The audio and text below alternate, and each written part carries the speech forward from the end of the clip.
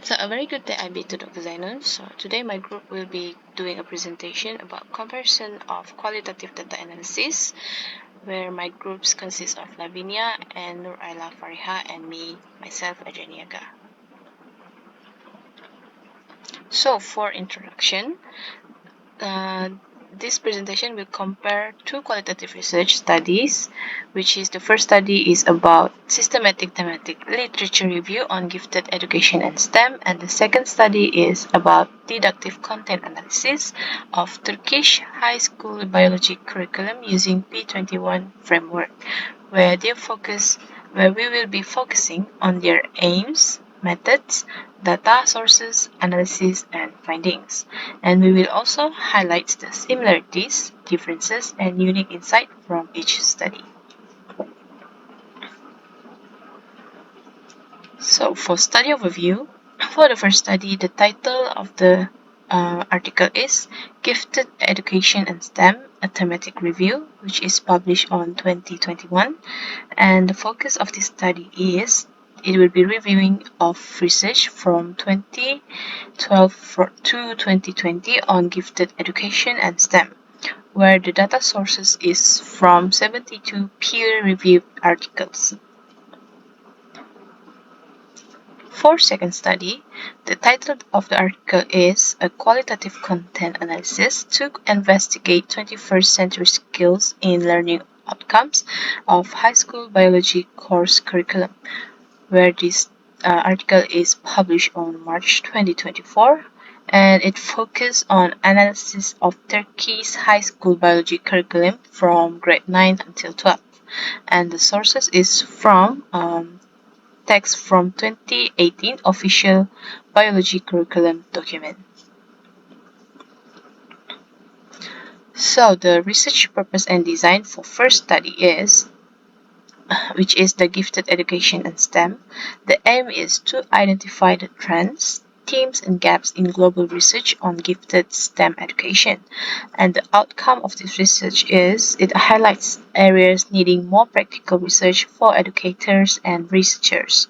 And the method used for this study is inductive qualitative thematic analysis, where the themes emerge naturally from the literature.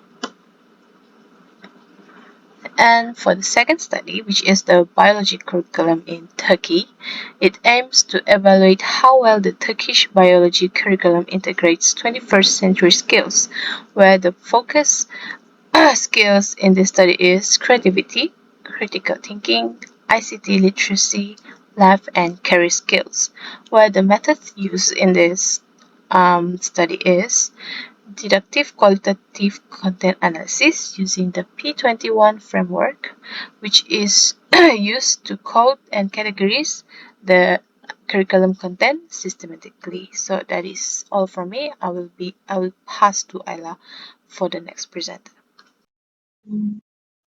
All right, this is our data sources and unit analysis.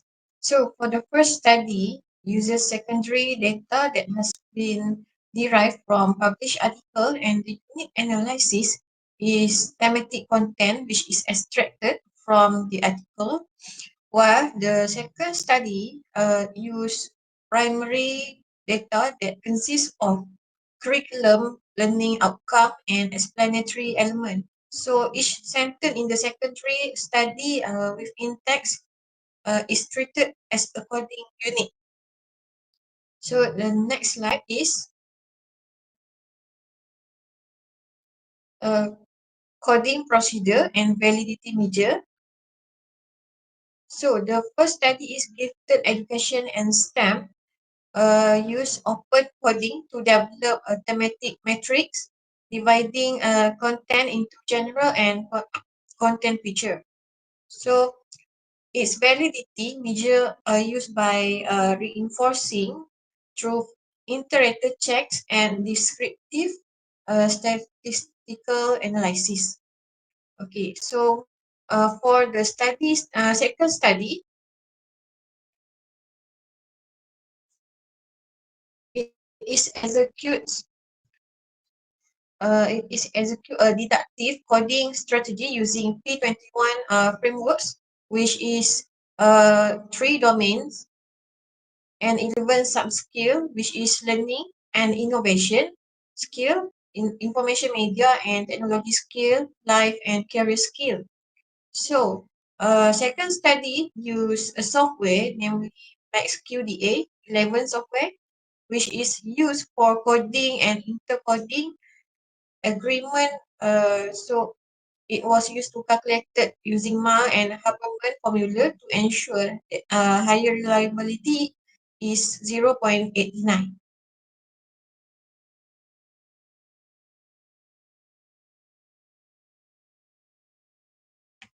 So for the key finding, we will give to the next presenter, Lavinia. Very good morning.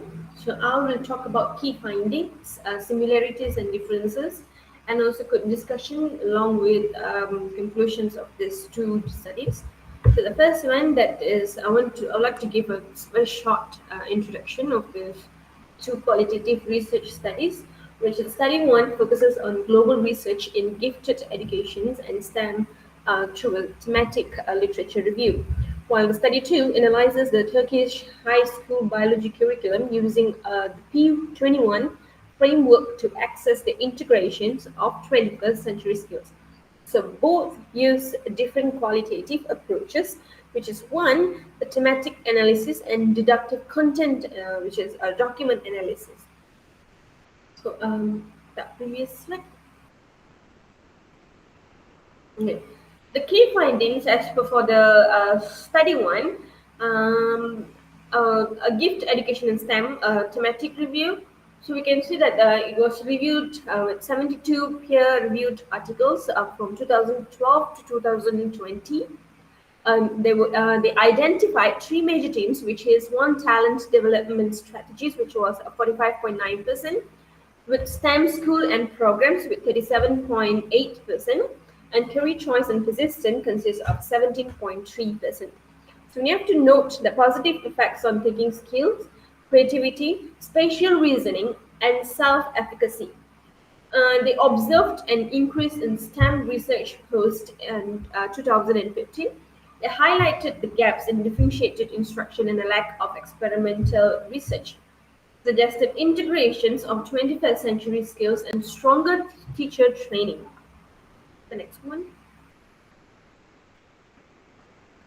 While the I've actually explained about this to the next one. Yeah, while the second study, content analysis of Turkish biology curriculum, so they used the 2018 Turkish high school biology curriculum, which from grade 9 to 12 as data.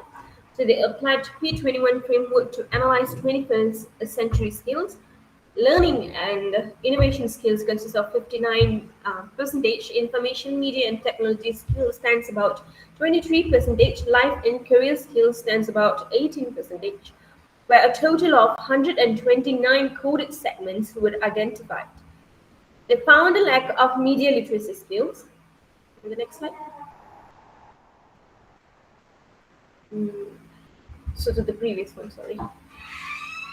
Okay, so it seems that there were grade 9 curriculum showed a minimal integrations of life and career skills. They use MaxQDA's 11 software intercode agreement of standing of around 0.89 reading. To the next one. Now here I will explain about the similarities and differences.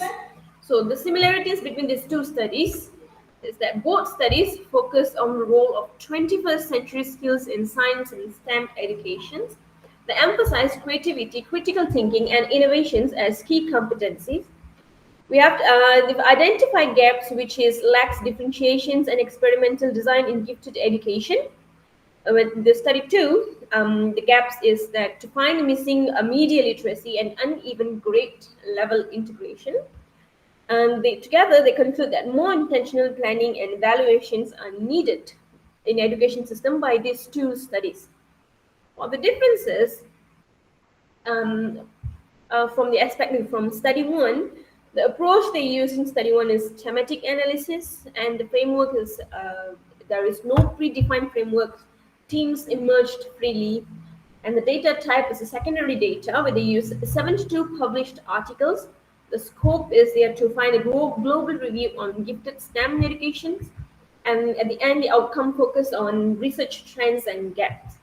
While study 2, the approaches is to use document analysis with a framework of P21 framework with 3 main domains and 11 subskills. The data type was primary data, text from official curriculum documents, and the scope was to use a national focus, Turkey, on biology curriculum. And the curriculum outcome was curriculum integrations of 21st century skills. The next one, please. Thank you. Well, as for the discussion, Study 1 explores 21st century skills in gifted STEM education through a thematic review of 72 articles, identifying major themes like talent development, STEM programs, and career choices. It shows an increase in research after 2015 and points out gaps such as the need for more experimental studies and better differentiated instruction. So study 2 analyzes the Turkish biology curriculum using the P21 framework and identified 129 codes related to 21st century skills. But it finds that the learning and innovation skills are well integrated, but media literacy is missing and some grade levels shows lower integration. Next one. Although the studies use different methods in focus area, both highlights the importance of creativity, critical thinking, and life skills in STEM education. Study 1 gives a broad overview but lacks classroom level data, while Study 2 provides detailed curriculum analysis but is limited to one country. So together, they show that the future research should really connect the curriculum goals with how they are actually applied in the classroom. Next one. And at the end, and for the conclusions, this study offers a complementary perspective on 21st century skills and STEM education. Study 1 provides a broad research-based understanding of global trends in gifted STEM education, while Study 2 delivers a deep structured analysis of curriculum content in one national context. So both points to the urgent needs the more experimental and empirical studies, more development skills that they need, more deeper researchers. So better curriculum designs with media and career skills, and the other one is stronger teacher training and implementation strategies. So future research should combine curriculum analysis with classroom practice to access the real world impact. So that is all from me. Thank you.